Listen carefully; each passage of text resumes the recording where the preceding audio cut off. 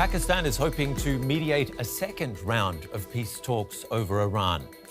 Regional leaders have been holding preparatory meetings in Saudi Arabia and Iran with just days left of a ceasefire between US and Israeli forces and Tehran. We'll bring in a former Pakistani security advisor in a moment. First, Binish Javed is also from Pakistan and reports on the region for us. Which developments have caught your eye in the past 24 hours, Ben, Binish? there has been a flurry of diplomatic activities from the Pakistani side. Pakistan's military chief, Field Marshal Asim Munir, is in Tehran.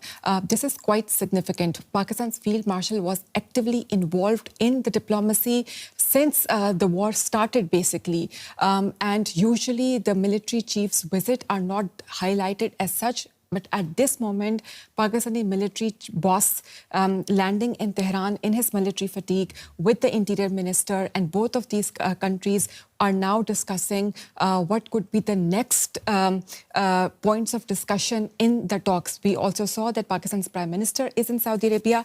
The main point of, the sticking points are Iran's nuclear program, control of Strait of Hormuz, and of course, compensation for wartime damages of Iran. And so discussions are most probably happening around these points. None of that sounds easy.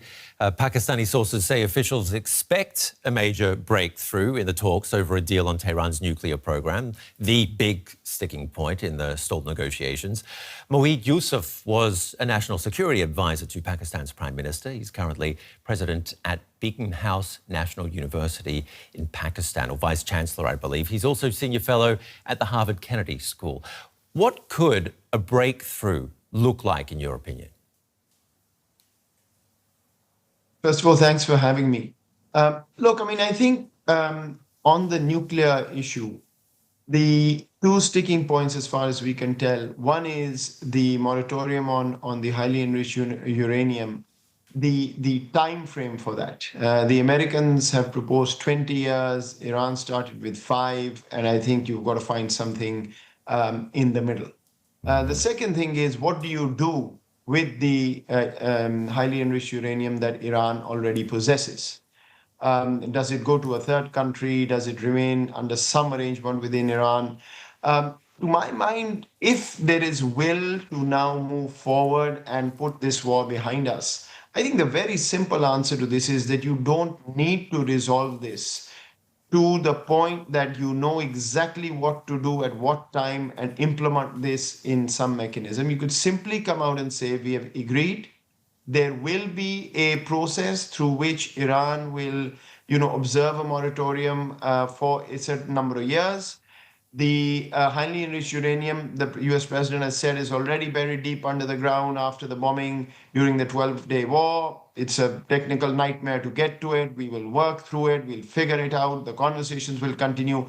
But we have agreed that Iran will never have a nuclear weapon, and that IAEA safeguards and other monitoring will be allowed, just like it was under the JCPOA. I think that's as simple as one can make it. If we continue to insist that we need a perfect agreement on the enrichment question, we need an implementation plan that both agree and publicly own, I don't think this is going to happen in 2 days or 4 days. So to me, it's now a question of whether the two sides have the genuine will to end the war permanently and move ahead in some other formulation in terms of their relationship and, determine the region's future. Remember, this is only the nuclear issue. There are two other big sticking points that remain. One is Israel's war in Lebanon, and more broadly, the understanding that Israel, without being in the room, will actually adhere to whatever ultimate decision the US and Iran take. This has remained a question mark and will remain a question mark until the US can guarantee Israeli behavior or restraint. And the third one, of course, is the Strait of Hormuz. And there, I think, my own sense is Iran understands that it cannot simply just control the strait on its own. I think there has to be some international management structure, but Iran will also want to extract its pound of flesh, which means that it will not go back to the pre-war situation of the strait. It will want some regular stream of income coming into the national exchequer through the strait. And so who's going to manage it and how? I think this is also a question. Now, Strait and Lebanon or Israel's conduct cannot be delayed or cannot be put out to say that, okay, we've agreed in principle, but the Strait will remain closed for X number of weeks or months and we'll figure it out. There, I think you need an answer now, and it has to be announced as the final deal is signed.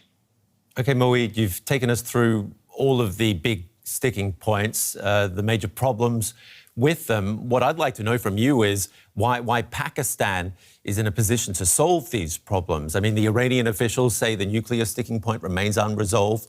What leverage does Pakistan actually have over Iran?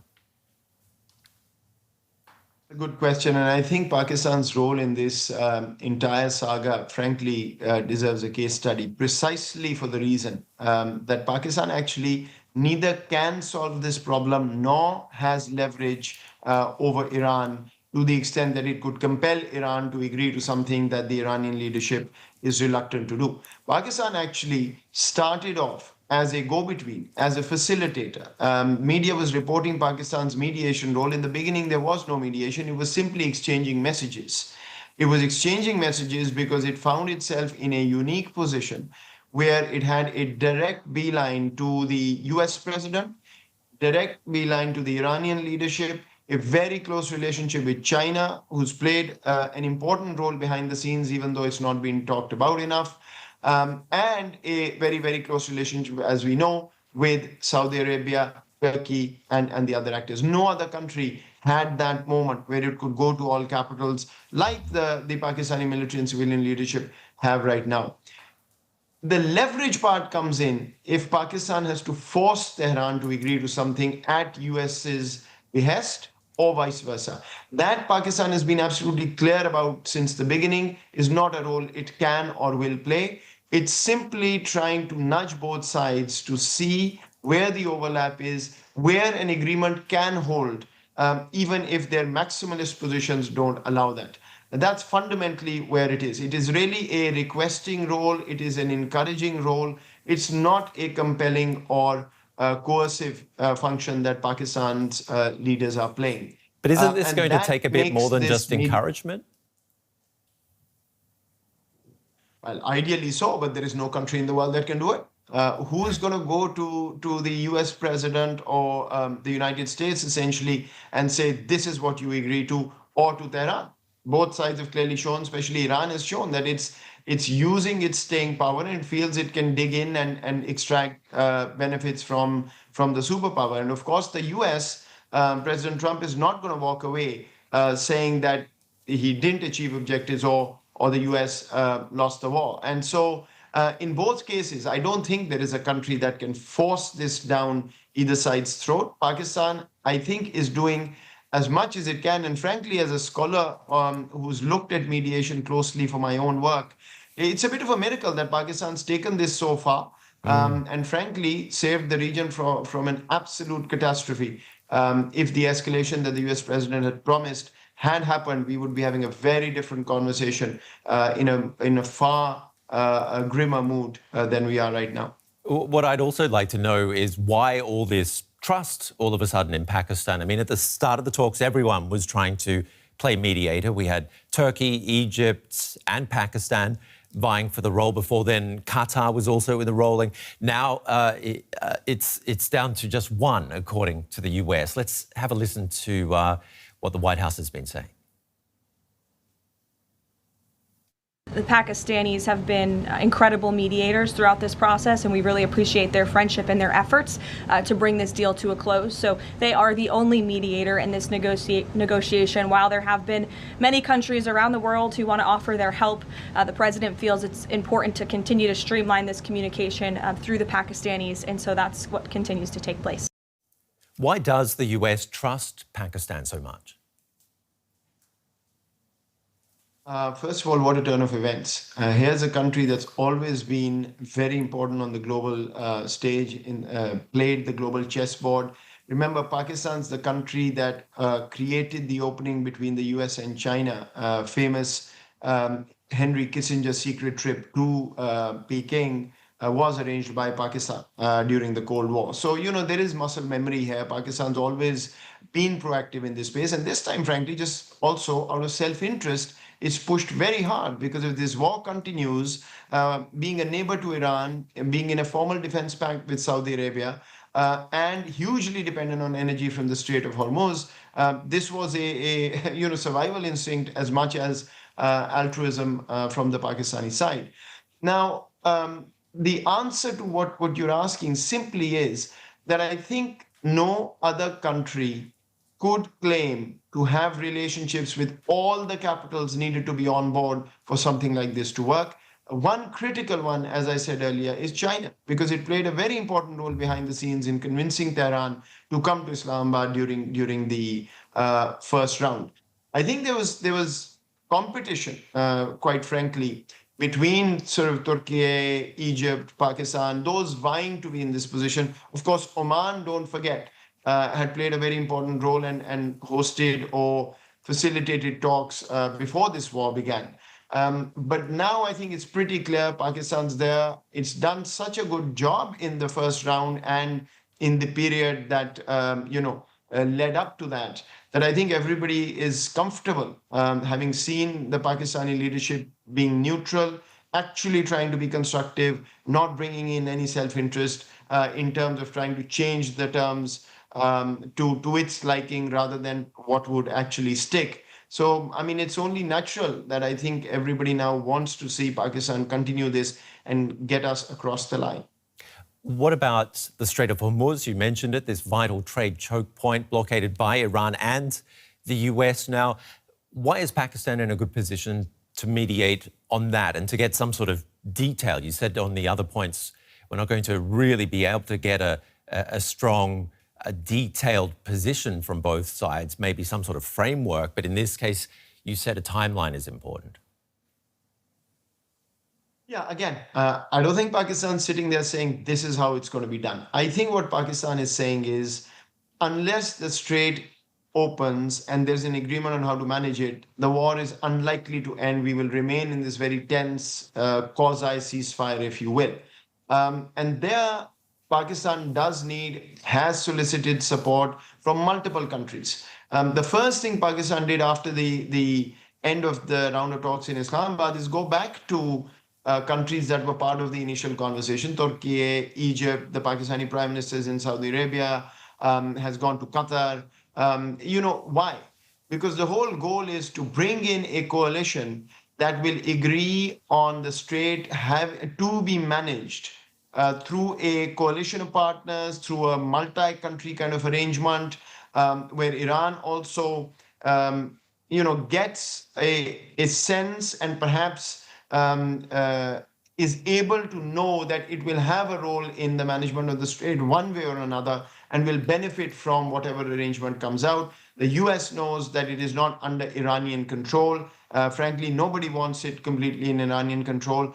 And so in that sense, Pakistan, I think, is building a bit of a coalition of regional powers and perhaps some extra regional powers at the end of the day to make sure that the strait remains open and the freedom of movement is not challenged the way it's been done in the past month or so.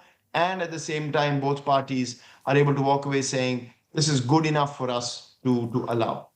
Okay, before we get to the really, really tricky bit, I just wanted to let our viewers know I've been asking all the questions so far. If you've got questions, please put them in the comments section and I can put those questions to our guest. Now, in the latest news coming in, Pakistan's foreign ministry says the US and Iran are willing to continue talks, but that peace in Lebanon is crucial. The nuclear part is tricky, so is the strait, but this is even more complex. Israel is at war in neighbouring Lebanon with Hezbollah militants who are backed by Iran. US talks between Israel and Lebanon haven't included Hezbollah. There's fear of civil unrest. Can Pakistan juggle all this? Again, I don't think Pakistan's pretending to be in a position where it wants to or is going to juggle any of this. I think what Pakistan really wants is for Iran and the US to agree. And there, it's the big boy in the room, ironically enough, trying to make sure that whatever differences they have are patched up. Since Pakistan's been in the driver's seat on the mediation from day one, essentially, It actually knows where those gaps are, what the personalities are, and how you can move the needle. On Lebanon, though, I think the real question is Israel. Not in terms of what it's doing specifically in Lebanon, but a very simple, deeper question. Is Israel ready to end the war and agree to a ceasefire that will hold? Because, see, for Iran right now to be able to turn around and say that, okay, Lebanon is no problem, Hezbollah is not my concern anymore, let's move on, it's not going to happen. It's just impossible for the Iranian leadership to hold that position, both strategically going forward, but also in terms of its domestic politics. So Israel, at this point, to this point, I think has signaled very clearly that it does not want this war to end. In fact, I've never seen, even in the US, such open conversations about this particular fact, that Israel actually feels that an end to the war with the Iranian regime intact, under the circumstances and the context that we have, is going to be a negative outcome for Israel. Now, if that is true, and if Israel is not going to accept the US demands for this war to end or a ceasefire that Israel will also adhere to, then I'm afraid the Iranians are not in a position actually to look the other way. And so this will remain a sticking point. So more than Lebanon and actions in Lebanon per se, I think really the question to ask is, what is it going to take for the Israeli Prime Minister to agree sincerely and genuinely end the war that's taking place? Do you think a big plus here for Pakistan is having China in the mix? China borders both Afghanistan and Pakistan, and we know there's been a lot of strife between those two countries until a ceasefire was worked out. Is that giving Pakistan an edge?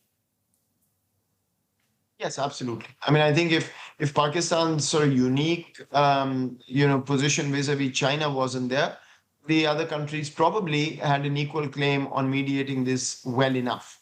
But absolutely, I think China, behind the scenes in its typical way, has played a role in nudging Iran to be flexible. Of course, China itself is hugely dependent on energy coming through the Strait of Hormuz, so it's not interested in prolonging this war in that sense. It also feels that at the end of the day, it will benefit, I think, from the role it will have to play in reconstructing Iran, perhaps some say on what happens in the Strait as well.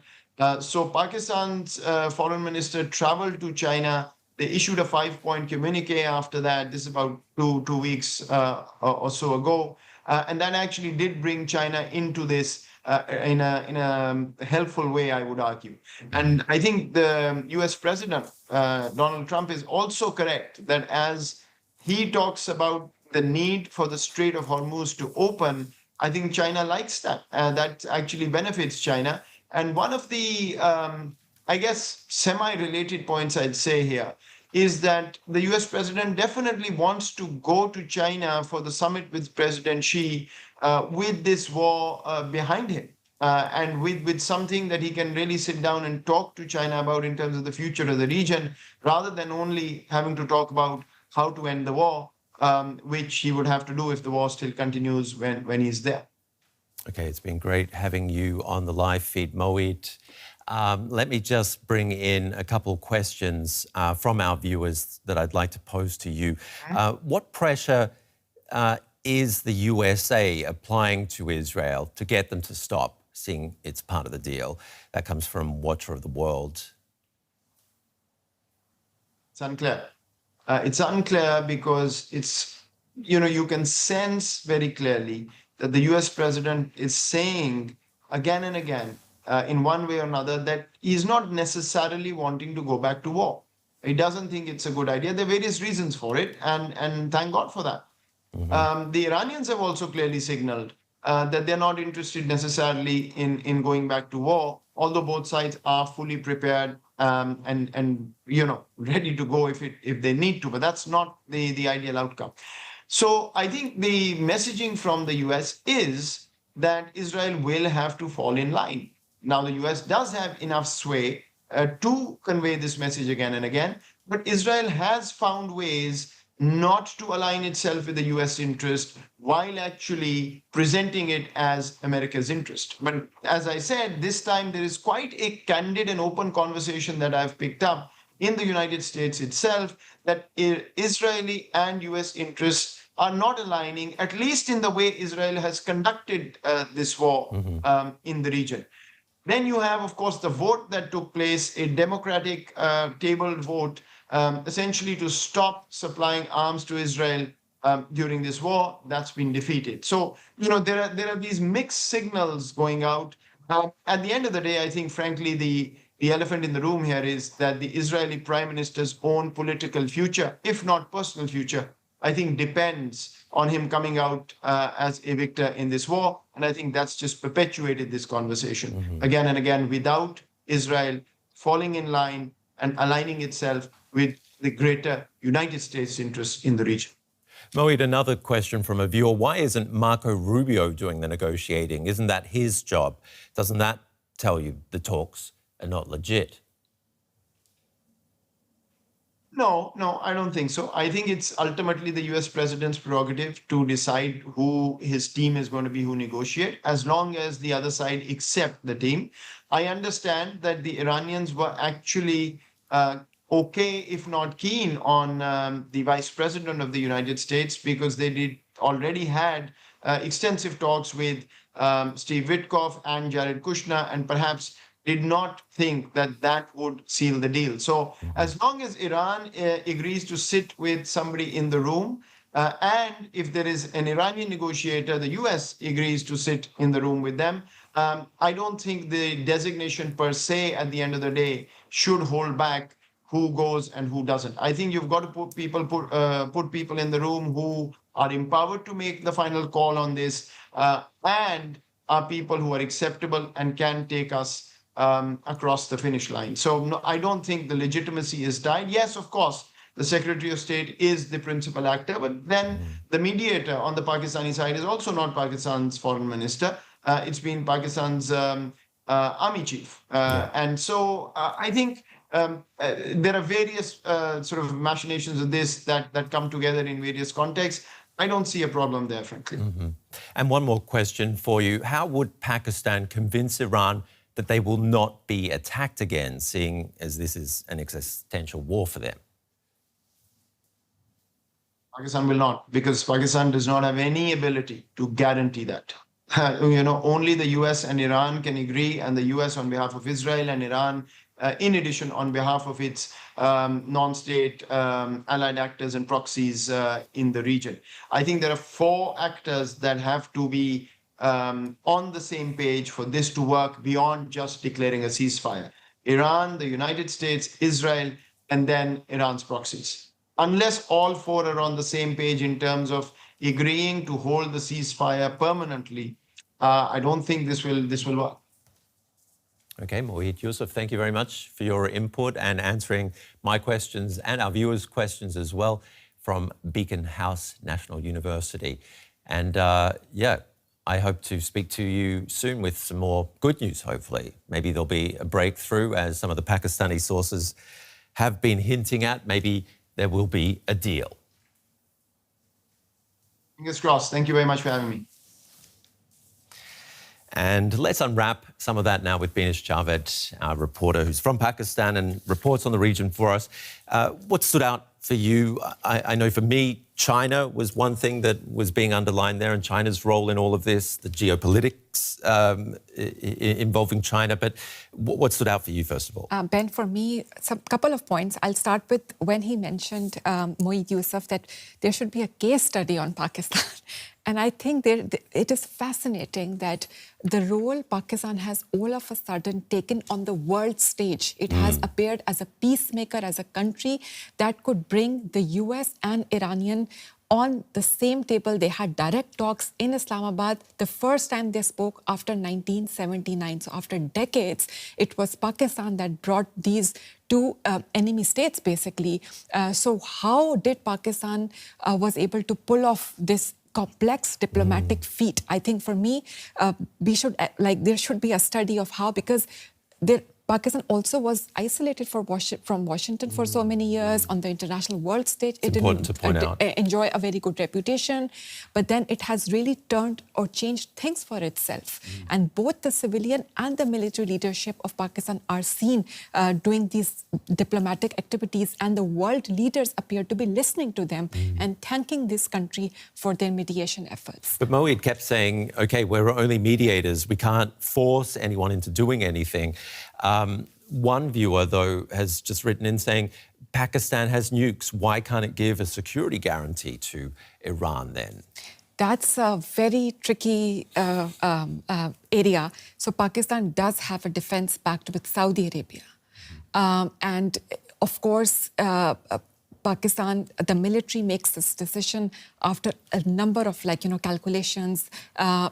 And even the defense pact with Saudi Arabia put Pakistan in a very tricky position, because when Israel and the US started attacking Iran, Iran started attacking the Gulf states and Saudi Arabia, with which Pakistan had a defense pact. And if, imagine, Saudi Arabia had invoked that defense pact, then Pakistan would have to help militarily Saudi Arabia and fight Iran. That's something that Pakistan would have never, that does not want to be in that position. So basically, giving your nuclear umbrella to another country is a major, major decision. And with a country like Iran, which is already in a war right now, and you never know, the history tells us that Middle East conflict will just not be resolved very quickly. So I don't see that Pakistan going in that direction anytime soon, but the military definitely right now, as we discussed, that army chief is in Tehran, they are extending their relationship. They are showing that they are supporting Iran, but to a limit, especially with the complexities of the region. And what about China? We heard just there, it's one of the countries most heavily impacted by the US blockade. What diplomatic role is Beijing playing right now? Beijing is playing a very active role also since the beginning. Remember, end of March, there were foreign ministers of Egypt, Turkey, and Saudi Arabia that came to Pakistan. So there was this big quadrilateral meeting with Pakistan's foreign minister. But immediately the next day after that meeting, Pakistani foreign minister went to Beijing, met with the Chinese foreign minister, and both Pakistan and China then presented a 5-point plan. And just recently, again, Chinese President Xi Jinping has also put forward a 4-point plan, something like with peaceful coexistence and regional security, respect for sovereignty, upholding of international law, and balancing development with security. And there have been reports that secretly, not very visibly like Pakistan, but China has been playing a role. But I also want to bring in what Moeed Yusuf also said, that what we will see, I think, after all of this unfolds, there will be regional alliances. And I think Pakistan is already now very actively working with Saudi Arabia, Egypt, and Turkey. Some officials have again met. So there was a foreign ministerial level meeting end of March, but now again they have met from a press release issued by Pakistan's Foreign Office, because they want to have more control over diplomacy. They want to have more coordination when it comes to security. So I think we will see a lot of changes happening in the region. Even Pakistan and Saudi Arabia, I would say their friendship or their bond has further strengthened after this war started. Though Pakistan signed the defense pact with Saudi Arabia last year in September, during this conflict, and especially when the talks were happening in Islamabad with J.D. Vance and Iranian delegation, an announcement was made that Pakistan has sent jets and troops to Saudi Arabia. And that was the first major deployment from Pakistani side to Saudi Arabia. Financially, also Saudi Arabia has been helping Pakistan. So I think a lot in that region is going to change as this war unfolds, or if it comes to an end. And is changing already. Pakistan is also sending diplomats to Qatar, to Turkey. What are they going to get out of that? How will that change the dynamic? So Pakistan's Prime Minister was in Saudi Arabia. There are reports that he probably already has reached Qatar, and then he's going to also go to Turkey. And Pakistan's, as we have discussed, the military chief is in Tehran. And all of these activities is happening just when, we are we are assuming, we think, a lot of reporting suggests that there will be a second round of talks, and probably Islamabad could be the location where this talk happens. And I think, that, as Mohit also mentioned, the most sticking points like Iran's nuclear program, could Pakistan convince the Iranian side on, a compromise, the control of Strait of Hormuz, compensation for wartime damages for Iran, and also, as Mohit mentioned, Lebanon, which is also an important issue. So these, I think, talks are happening right now on these very, very important issues that affect not only Iran and the US and Israel, but now this war has shown that entire region, and in some way the entire world, has been affected by this war. All corners of the planet, that's for sure. Binish Javed, thank you very much for breaking that down for us and explaining the complexities involved. Pakistan hoping to mediate a second round of peace talks over Iran. Thanks for joining our live stream. Put your questions and any further comments in the comments section. We'd love to hear from you, and we'd love to hear about your thoughts on how to bring peace to the Middle East. I'm Ben Fazulin. Thank you very much for joining us.